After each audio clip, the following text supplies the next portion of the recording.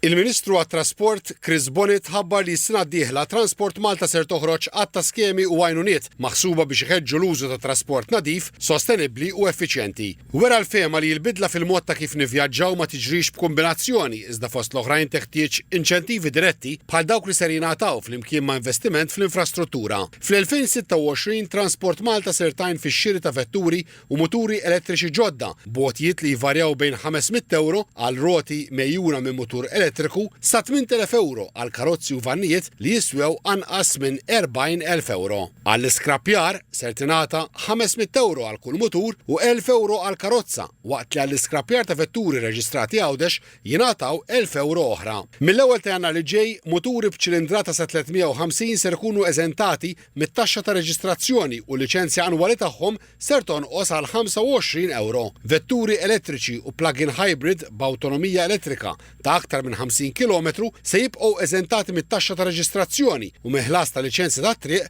għal 5 snin mir-reġistrazzjoni. Transport Malta ser terġa' toħroġ skemi oħrajn bħal rifużjoni sħiħa tal-VAT fuq roti u roti elettriċi u skemi għax-xiri ta' pedelecs, e-kick scooters u għal vetturi aċċessibbli b'wheelchair li jintużaw għal ġar ta' passiġġieri. Tħabbar ukoll li ser toħroġ skema biex tirregolarizza arretrati tal-liċenzji tal-vetturi bħal dawk li skrappjaw, iggaraxxjaw, esportaw jew ittrasferew vetturi mingħajr ma avżaw b'mod uffiċjali lil Transport Malta.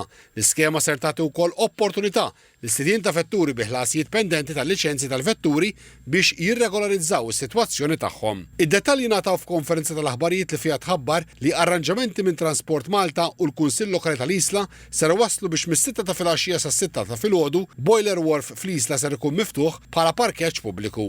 Is-Segretarju Parlamentari għall-Gvern Lokali, Alison Serafa Civelli, irrimarkat li dan ser jgħin biex tonqos il-problema tal-parkeġġ għar-residenti u għal min iżur l-Isla anke fit-tmiem il-ġimgħa.